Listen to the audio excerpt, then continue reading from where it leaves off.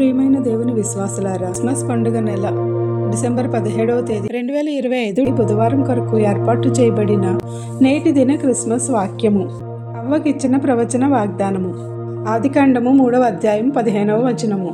నీకును స్త్రీకిని, నీ సంతానమునకును ఆమె సంతానమునకును వైరము కలుగజేసేదను. అది నిన్ను తల మీద కొట్టును, నీవు దానిని మడిమ మీద కొట్టుదు అని చెప్పెను.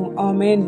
ప్రియమైన దేవుని విశ్వాసులారా, ఆదికాండం 3వ అధ్యాయము 15వ వచనం చూడగా మొట్టమొదట సువార్త సందేశము ఈ వచనంలో కనబడుతుంది. ముందుగా ప్రకటింపబడిన సువార్త ఇదేనని అలనాటి నుంచి బోధకుల లెక్క. సువార్త అందరికీ అర్థమయ్యే రీతిలో ఈ ఆదికాండము 3వ అధ్యాయం 15వ వచనంలో ఉన్నది. అయితే అది ఆదికాండం 1వ అధ్యాయము 1వ వచనంలో సువార్త ఉన్నా సరే, ఈ వచనంలోనే నేరుగా సువార్త చెబుతుంది. ఈ వచనంలోని 3 యుద్ధాలు కనబడుతున్నాయి. 1, నీకును స్త్రీకిని, అనగా సర్పమునకును స్త్రీకిని అంటే మానవాళికి యుద్ధం జరుగుతుందని, స్త్రీ అంటే జనాంగమునకు గుర్తు అని. 2, నీ సంతానమునకును ఆమె సంతానమునకును అంటే సర్పము నుంచి వచ్చిన సంతానముతో వైరం జరుగును. ప్రోటో ఎవెంజలిజం అని మొదటి సువార్తను పిలిచేవారు. నశించిన ఆత్మలను రక్షించడానికి మెస్సయ్య వస్తాడని వ్రాయబడిన తొలి వాక్యము ఇదే. దీనిని మొదటి సందేశము అంటారు. స్త్రీ అనగా యేసు ప్రభువు, సర్పం అనగా అబద్ధికుడైన సైతానుతో ఒక భయంకరమైన యుద్ధం వీరి మధ్య జరగబోతుందని ఈ వాక్యం ద్వారా తెలియబడుతుంది. 3, అది నిన్ను తల మీద కొట్టును, నీవు దానిని మడమ మీద కొట్టుదువు అని ఈ వాక్యంలో ఉన్నది. అది అనగా ఆ సంతానము మరియు స్త్రీ సంతానము.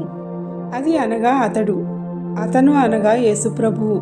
స్త్రీ సంతానము నుండి వచ్చిన యేసుక్రీస్తు మెస్సయ్యగా సైతాను తలను చితకతొక్కారు. ఇక్కడ అది అనగా మరియమ్మ గారు అని, ఆమె సర్పం తలను అనగా సైతాను తలను చితక్కొడతారని కొందరు క్రైస్తవులు విశ్వాసపు బోధ అయి ఉన్నది. అందుకే మరియమ్మ గారి కాళ్ల క్రింద సర్పమును చితకతొక్కేటట్లు ఉన్న చిత్రాలను కొందరు చిత్రకారులు చిత్రీకరణ చేసి ఉన్నారు. సర్పము మనిషి యొక్క అనగా యేసుప్రభు పాదములను కాటువేయడానికి ప్రయత్నం చేసినంతలో యేసే దాని తలను చితక్కొట్టును. ఈ పోరాటంలో స్త్రీ సంతానమునకే విజయము. అంటే చివరకు దేవుని బిడ్డలమైన మనమే విజయం సాధిస్తాము.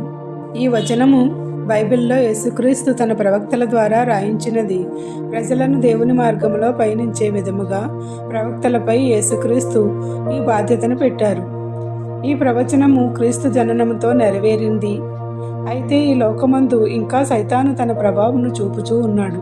అనగా పైన పేర్కొనబడిన 3 యుద్ధములలో 3వ యుద్ధము ఇంకా ఈ వాక్యంలో నెరవేరడానికి పూర్తిగా కాకపోయినదని కొందరు, ఈ ప్రవచనం యేసుక్రీస్తు మరణం అప్పుడే సంపూర్ణమైనదని మరికొందరు బోధకులు చెబుతున్నారు.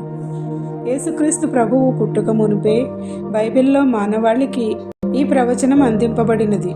అవ్వ చేసిన పాపము, మోసం చేసిన సైతాను నుండి వచ్చిన శాపము, ఆ పాప శాపాల నుంచి విడుదలతో మోసం చేసిన సర్పం అనే సైతానుకు శిక్ష, ఈ 2 కూడా యేసుక్రీస్తు జననం ద్వారా నెరవేరినవని మన ఆత్మీయ జనకులు ఫాదర్ ఎం దేవదాసయ్య గారు చెప్పి ఉన్నారు.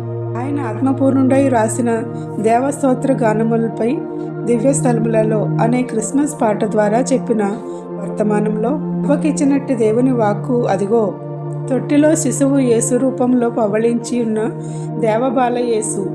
ఆయన చెప్పిన ప్రవచనం ఈ విధముగా సఫలమైనది ఈ దినంబున. ఇది మానవాళికి ఎంతో సంతోషభరితమైన నవ్వు మోము నరుని కబ్బెను అని వ్రాశారు. కావున ఇట్టి క్రిస్మస్ ప్రవచనం అందుకుని విని పరిశుద్ధాత్మ ద్వారా ధ్యానించిన మనపై బాలయేసు తన ముఖ కాంతి ప్రకాశింపచేసి క్రిస్మస్ వెలుగులను విరాజిల్లే తలాంతులను, ధన్యతలు, భాగ్యములు, ఆశీర్వాదములు నిరంతరము దేవాది దేవుడు అనుగ్రహించును కాక. ఆమేన్. ప్రార్థన. మా జీవితంలో పరిపూర్ణమైన సంతోషము నింపడానికి నేటి దిన వాక్య వాగ్దానం అనుగ్రహించిన ఆనందభరితుడైన క్రీస్తునాథ, మీకు కృతజ్ఞతాస్తుతులు చెల్లించుచున్నాము. మేము ప్రార్థనలు చేయుచున్నాము కానీ నీ యందు సంపూర్ణ విశ్వాసముతో నీ పేరిట అడగలేకున్నాము. అందుచే నా ప్రార్థన ఆయన వినలేదు అని చింతపడుచున్నాము.